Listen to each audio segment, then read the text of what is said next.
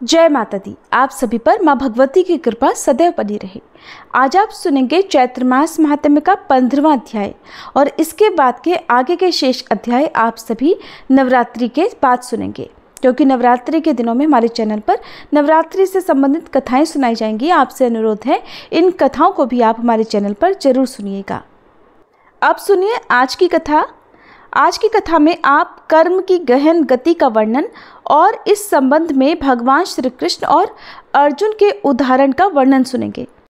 राजा जन्मेजय बोले, हे ब्राह्मण, आपने अद्भुत कर्म करने वाले इंद्र का आख्यान कहा, जिसमें उनके पदच्युत होने और दुख प्राप्त करने का विशेष रूप से वर्णन किया गया है और जिसमें देवताओं की भी अधीश्वरी देवी भगवती की महिमा विस्तार से वर्णित हुई है।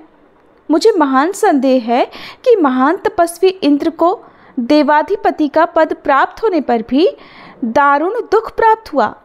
100 यज्ञ करके उन्होंने अतिश्रेष्ठ स्थान प्राप्त किया और देवताओं के स्वामी का पद प्राप्त करके भी वे अपने स्थान से कैसे च्युत हो गए?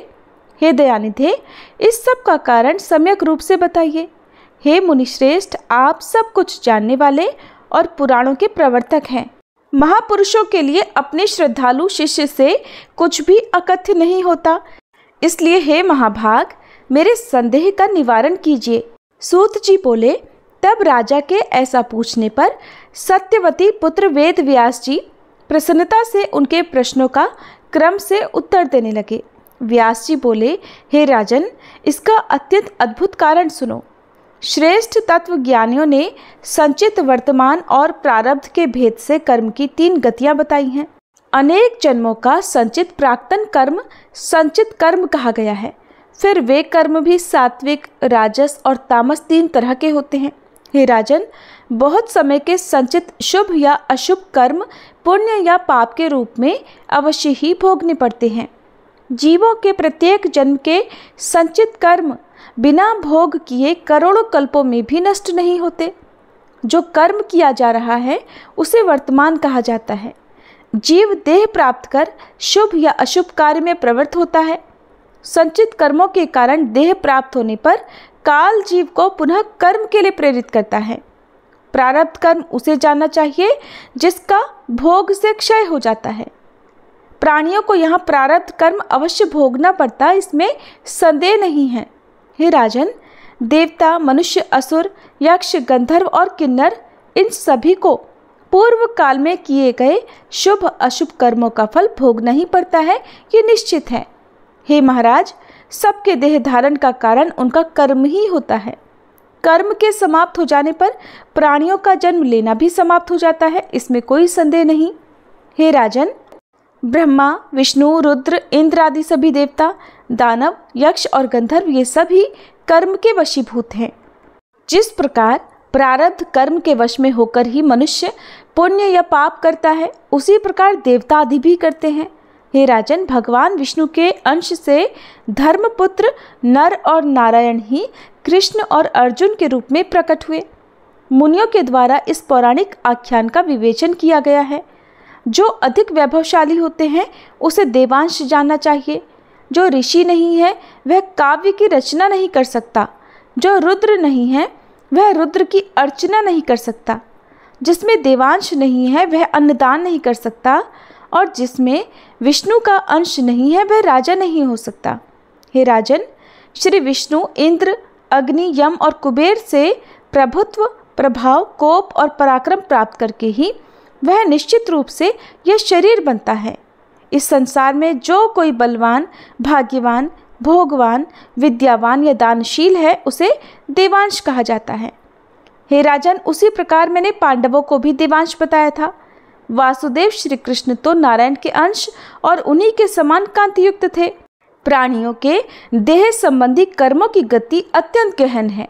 ये देवताओं के लिए भी दुर्जय है, तो फिर मनुष्यों की तो बात ही क्या है। वासुदेव श्री कृष्ण भी अत्यंत संकट में कारागार में उत्पन्न हुए और वसुदेव के द्वारा गोकुल में नंद गोप के घर ले जाए गए। हे भरत, वे वहाँ 11 वर्ष तक रहे और फिर मथुरा जाकर उन्होंने बलपूर्वक उग्रसेन के पुत्र कंस का वध किया। इसके बाद अत्यंत दुखी माता पिता को बंधन से मुक्त किया और उग्रसेन को मथुरापुरी का राजा नियुक्त किया। पुनः वे म्लेच्छराज काल यवन के भय से द्वारका चले गए। श्री कृष्ण ने ये सब महान पराक्रम दैव के अधीन होकर ही तो किया। वे जनार्दन श्री कृष्ण द्वारका में अनेक कार्य करके और प्रभास क्षेत्र में देह का परित्याग कर अपने कुटुंब सहित स्वर्ग को चले गए। एक ब्राह्मण के शाप के कारण समस्त यादवगण पुत्रों, पौत्रों, मित्रों, भाइयों और बहनों सहित प्रभास क्षेत्र में नष्ट हो गए और वासुदेव श्री कृष्ण भी व्याध के बाण से परम गति को प्राप्त हुए। हे राजन, इस प्रकार मैंने आपसे कर्म की गहन गति का वर्णन कर दिया। राजा जन्मेजय बोले, हे द्विजश्रेष्ठ, पृथ्वी का भार उतारने के लिए बलराम और श्री कृष्ण के अवतार की बात आपने कही, किंतु मेरे मन में अभी एक संशय है। द्वापर युग के अंत में अत्यंत दीन और आतुर होकर भारी बोझ से दबी हुई पृथ्वी गऊ का रूप धारण करके ब्रह्मा जी की शरण में गई।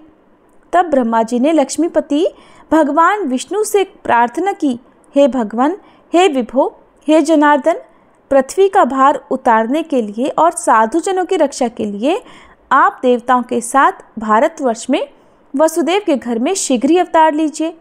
तब ब्रह्मा जी के इस प्रकार प्रार्थना किए जाने पर भगवान पृथ्वी का भार उतारने के लिए बलराम के साथ देवकी के पुत्र हुए। तब उन्होंने अनेक दुष्टों और सभी दुराचारी और पाप बुद्धि राजाओं को ज्ञात करके उन्हें मारकर पृथ्वी का कितना भार उतारा। भीष्म मारे गए, द्रोणाचार्य मारे गए। इसी प्रकार विराट, द्रुपद, बाहिक, सोमदत्त और सूर्यपुत्र कर्ण मारे गए। परंतु जिन्होंने कृष्ण की पत्नियों का हरण किया, उनका सारा धन लूट लिया, उन दुष्टों को और जो करोड़ों आभीर, शक, म्लेच्छ और निषाद पृथ्वी तल पर स्थित थे, उन सबको उन्होंने नष्ट क्यों नहीं कर दिया? तब उन बुद्धिमान श्री कृष्ण ने पृथ्वी का कौन सा भार उतार दिया?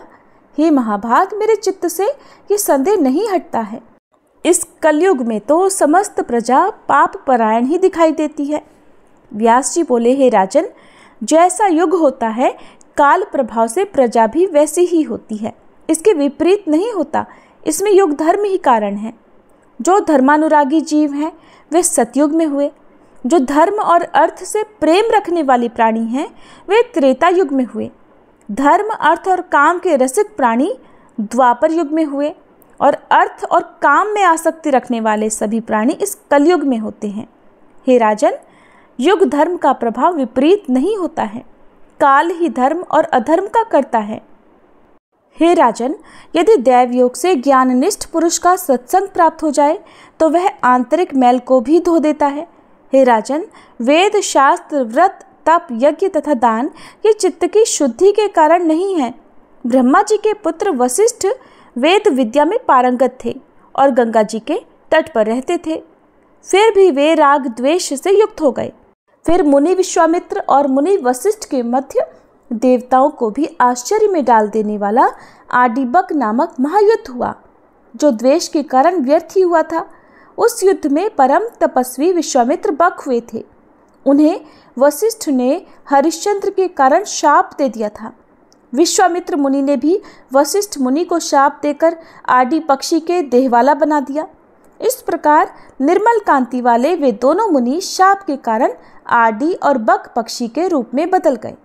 वे मानसरोवर के तट पर रहने लगे और वहां नखों और चोंच के प्रहार से भयंकर युद्ध करते रहे। वे दोनों ऋषि मदोन्मत्त सिंहों के समान रोषयुक्त होकर 10,000 वर्षों तक आपस में युद्ध करते रहे। राजा बोले, श्रेष्ठ तपस्वी और धर्मपरायण वे दोनों मुनिश्रेष्ठ किस प्रकार एक दूसरे को शत्रु मानने लगे? उन दोनों बुद्धिमान ऋषियों ने किस कारण से एक दूसरे को शाप दे दिया, जो मनुष्यों के लिए कष्टकारक और दुखदायी सिद्ध हुए?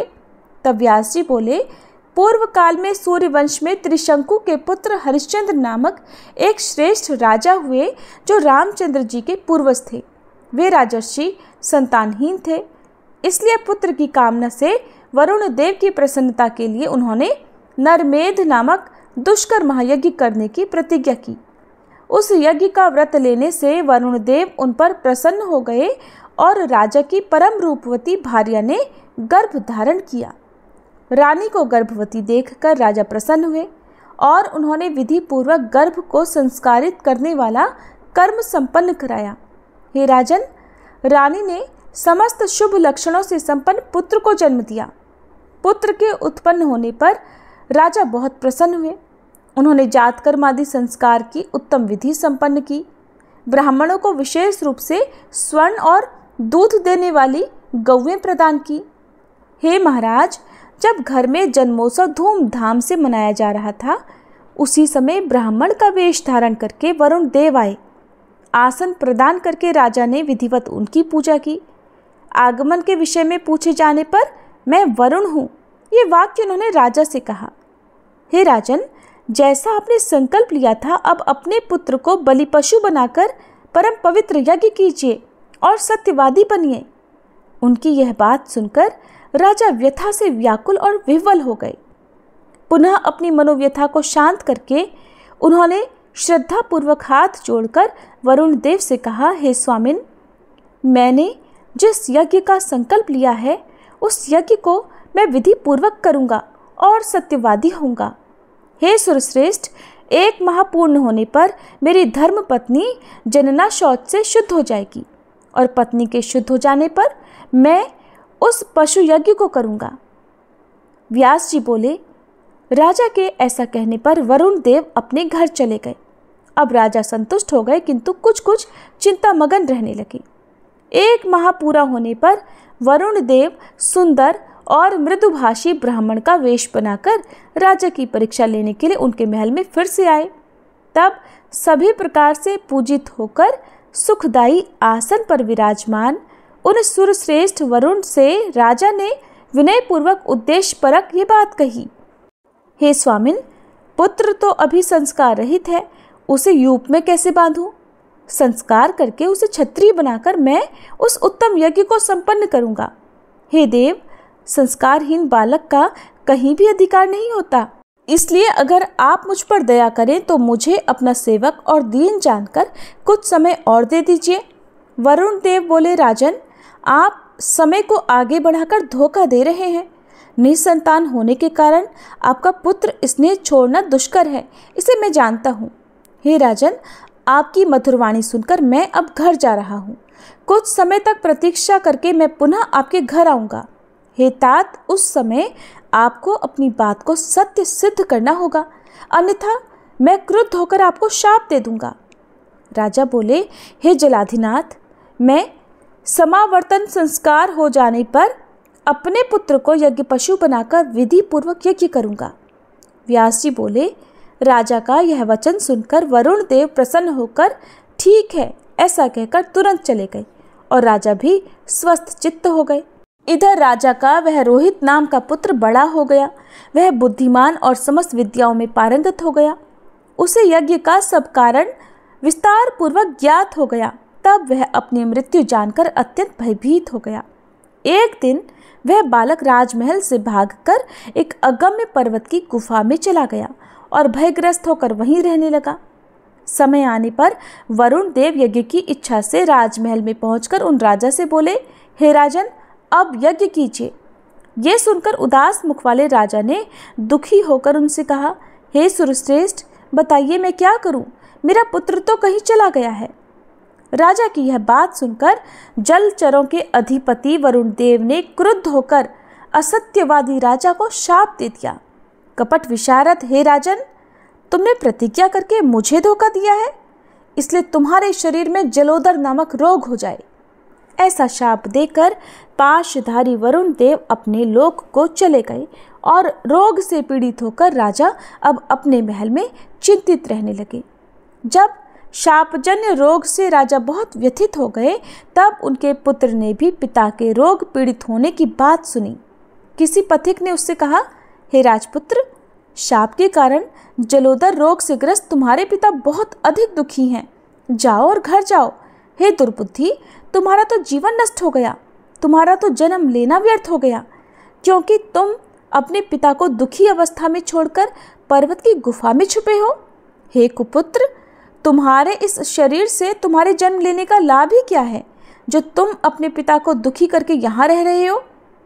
राजा हरिश्चंद्र तुम्हारे लिए दुखी और व्याधि से पीड़ित होकर विलाप कर रहे हैं। पिता के लिए सत्पुत्र को प्राणों तक का त्याग कर देना चाहिए, यही सिद्धांत है।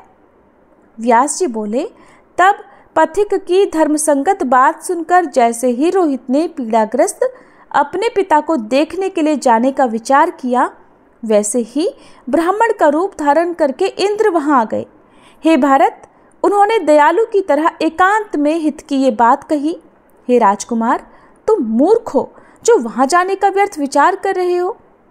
तुम नहीं जानते कि तुम्हारे पिता तुम्हारे लिए क्यों दुखी हैं। इंद्र बोले, पूर्व काल में राजा ने वरुण देव से प्रतिज्ञा की थी कि मैं अपने प्रिय पुत्र को यज्ञी पशु बनाकर यज्ञ करूंगा। ये उन्होंने बड़ा दुस्साहस किया था।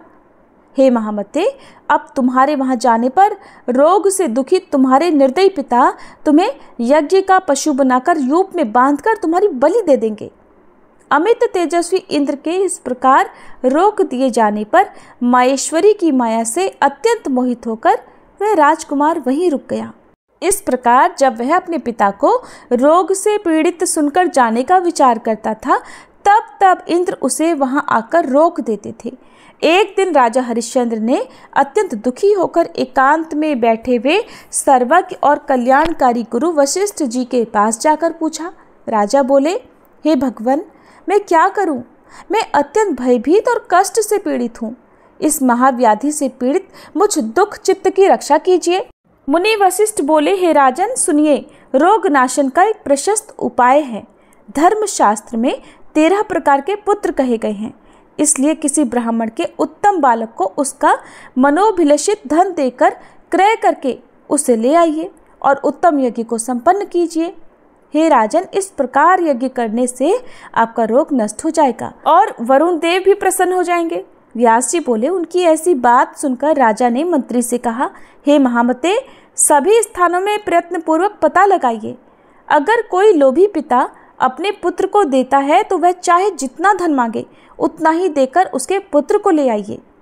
सभी प्रकार से प्रयास करके यज्ञ के लिए ब्राह्मण बालक लाना ही चाहिए और मेरे कार्य में तुम्हें किसी भी प्रकार का बुद्धि शौथिल्य नहीं करना है। तुम्हें इस काम में बिल्कुल भी देरी नहीं करनी है। तुम्हें प्रत्येक ब्राह्मण से प्रार्थना करनी चाहिए कि धन लेकर राजा को पुत्र दे दीजिए, उसे यज्ञ के लिए यज्ञ पशु बनाना है। उन राजा से ऐसा आदेश प्राप्त कर मंत्री ने यज्ञ कार्य के लिए राजा के प्रत्येक गांव और घर में पता लगाया। इस प्रकार राज्य में पता लगाते हुए उसे अजिगर्त नामक एक दुखी और निर्धन ब्राह्मण मिला, जिसके 3 पुत्र थे। उस ब्राह्मण ने जितना धन मांगा उतना देकर वह मंत्री श्रेष्ठ उसके मंझले पुत्र शुनहशेप को ले आया। कार्यकुशल मंत्री ने पशु योग्य ब्राह्मण पुत्र शुनहशेप को लाकर राजा को समर्पित कर दिया। इससे अत्यंत प्रसन्न होकर राजा ने वेदज्ञ ब्राह्मणों को बुलाकर यज्ञ के लिए सामग्री एकत्र करवाई। यज्ञ के प्रारंभ होने पर महामुनि विश्वामित्र ने वहां शुनहशेप को बंधा देखकर राजा को मना करते हुए कहा, हे राजन, ऐसा साहस मत कीजिए, इस ब्राह्मण बालक को छोड़ दीजिए। हे आयुष्मान, मैं प्रार्थना करता हूँ, इससे आपको सुख की प्राप्ति होगी। ये शुनहशेप क्रंदन कर रहा है, रो रहा है और मुझसे इसकी यह दशा देखी नहीं जा रही। हे राजन, मेरी बात मानिए। हे राजन, कृपया दयावान बनिए। पूर्व काल में स्वर्ग के इच्छुक, पवित्र व्रती और दयापरायण जो क्षत्रिय गण थे, वे दूसरों के शरीर की रक्षा के लिए अपने प्राण दे देते थे और आप अपने शरीर की रक्षा के लिए बलपूर्वक एक ब्राह्मण पुत्र का वध कर रहे हैं। हे राजन, पाप मत कीजिए और इस बालक पर दया कीजिए। हे राजन, अपने देह के प्रति सभी को एक जैसी प्रीति होती है, ये बात आप स्वयं जानते हैं। अगर आप मेरी बात को प्रमाण मानते हैं तो इस बालक को छोड़ दीजिए। व्यास जी बोले, दुख से अत्यंत पीड़ित राजा ने मुनि की बात का अनादर करके उस बालक को नहीं छोड़ा। इससे वे तपस्वी मुनि उनके ऊपर अत्यंत क्रोधित हो गए। वेद वेदताओं में श्रेष्ठ उन दयालु विश्वामित्र मुनि ने शुनहशेप को पाशधारी वरुण देव के मंत्र का उपदेश दिया। अपने वध के भय से व्याकुल इधर शुनहशेप भी वरुण देव का स्मरण करते हुए बड़ी जोर जोर से मंत्र का जप करने लगा। जलचरों के अधिपति करुणा सिंधु वरुण देव ने वहां आकर स्तुति करते हुए उस ब्राह्मण पुत्र शुनहशेप को छुड़ा दिया और फिर राजा को रोग मुक्त करके वे वरुण देव अपने लोक को चले गए। विश्वामित्र मुनि ने उस बालक को मृत्यु से मुक्ति प्रदान कर दी। राजा ने महात्मा विश्वामित्र मुनि की बात नहीं मानी, इसलिए वे गाधीपुत्र विश्वामित्र मन ही मन राजा के ऊपर बड़े क्रोधित हुए। फिर एक समय राजा घोड़े पर सवार होकर वन में गए। वे सुअर को मारने की इच्छा से ठीक दोपहर के समय कौशिकी नदी के तट पर पहुंचे। वहां मुनि विश्वामित्र ने एक वृद्ध ब्राह्मण का वेश धारण करके छलपूर्वक उनका सब कुछ मांग लिया और उनके महान राज्य पर अपना अधिकार कर लिया, जिससे मुनि वशिष्ठ यजमान राजा हरिश्चंद्र अत्यंत कष्ट पाने लगे। एक बार संयोगवश वन में आए हुए विश्वामित्र से वशिष्ठ मुनि ने कहा, हे क्षत्रियाधम, हे दुर्बुद्धे, तुमने व्यर्थ ही ब्राह्मण का वेश बना रखा है। बगुले के समान वृत्ति वाले हे दाम्भिक, तुम व्यर्थ में गर्व क्यों करते हो? हे जाल्म, तुमने मेरे यजमान राजा हरिश्चंद्र को बिना अपराध के महान कष्ट में क्यों डाल दिया? तुम बगुले के समान ध्यान परायण हो, इसलिए तुम वक अर्थात बगुला हो जाओ। मुनि वशिष्ठ के द्वारा इस प्रकार शाप प्राप्त विश्वामित्र ने उनसे कहा, हे आयुष्मान, जब तक मैं बक रहूंगा तब तक तुम भी आड़ी पक्षी बनकर रहोगे। व्यास जी बोले, इस प्रकार क्रोध से व्याकुल उन दोनों ने एक दूसरे को ही शाप दे डाला और एक सरोवर के समीप वे दोनों मुनि आड़ी और बक के रूप में अंडों से उत्पन्न हुए। दिव्यमान सरोवर के तट पर एक वृक्ष पर घोंसला बनाकर बक रूपधारी विश्वामित्र और एक दूसरे वृक्ष पर उत्तम घोंसला बनाकर आड़ी रूपधारी वशिष्ठ परस्पर द्वेष परायण होकर रहने लगे। वे दोनों क्रोधित होकर प्रतिदिन घोर क्रंदन करते हुए सभी लोगों के लिए दुखदायी युद्ध करते थे। वे दोनों चोंच और पंखों के प्रहार और नाखूनों के आघात से एक दूसरे को चोट पहुंचाते थे। रक्त से लथपथ वे दोनों खिले हुए किंशुक के फूल जैसे लगते थे। हे महाराज, इस प्रकार पक्षी रूपधारी दोनों मुनि शाप रूपी पाश में जकड़े हुए बहुत वर्षों तक वहां पड़े रहे। राजा बोले, हे विपर्षे, वे दोनों मुनिश्रेष्ठ वशिष्ठ और विश्वामित्र शाप से किस प्रकार मुक्त हुए, ये मुझे बताइए, क्योंकि मुझे बड़ा कौतूहल है। व्यास जी बोले, लोक पितामह ब्रह्मा जी उन दोनों को युद्ध करते देखकर समस्त दयापरायण देवताओं के साथ वहां आए। सृष्टिकर्ता ब्रह्मा जी ने उन दोनों को समझाकर युद्ध से विरत कर परस्पर दिए गए शाप से भी मुक्त कर दिया। इसके बाद सभी देवगण अपने अपने लोकों को चले गए। कमल योनि प्रतापी ब्रह्मा जी शीघ्र हंस पर आरूढ़ होकर सत्यलोक को चले गए और प्रजापति के उपदेश से परस्पर स्नेह करके मुनि विश्वामित्र और वशिष्ठ जी भी अपने अपने आश्रमों को शीघ्र चले गए। हे राजन, इस प्रकार मैत्र वारुणी वशिष्ठ ने भी अकारण ही मुनि विश्वामित्र के साथ परस्पर दुखप्रद युद्ध किया था। इस संसार में मनुष्य, देवता या दैत्य कौन ऐसा है जो अहंकार पर विजय प्राप्त कर सदा सुखी रह सके? इसलिए हे राजन, चित्त की शुद्धि महापुरुषों के लिए भी दुर्लभ है। उसे प्रयत्न पूर्वक शुद्ध करना चाहिए। उसके बिना तीर्थ यात्रा, दान, तपस्या, सत्य आदि जो कुछ भी धर्म साधन है वह सब निरर्थक हैं। कलयुग के दोषों से भयभीत व्यक्ति को कथा श्रवण आदि के द्वारा चित्त को वासना रहित करके देवी की पूजा में तत्पर रहते हुए वाणी से देवी के नामों को ग्रहण करते हुए उनके गुणों का कीर्तन करते हुए और उनके चरण कमल का ध्यान करते हुए तीर्थ आदि में नित्य वास करना चाहिए। ऐसा करने से उसे कभी कलयुग का भय नहीं होगा और इससे पापी प्राणी भी अनायास ही संसार से मुक्त हो जाता है। जय माता दी। चैत्र मास महात्म्य में आज बस इतना ही। इसके आगे का वृतांत अब आप सभी नवरात्रि के बाद सुनेंगे। कथा को अंत तक सुनने के लिए आप सभी का बहुत बहुत धन्यवाद।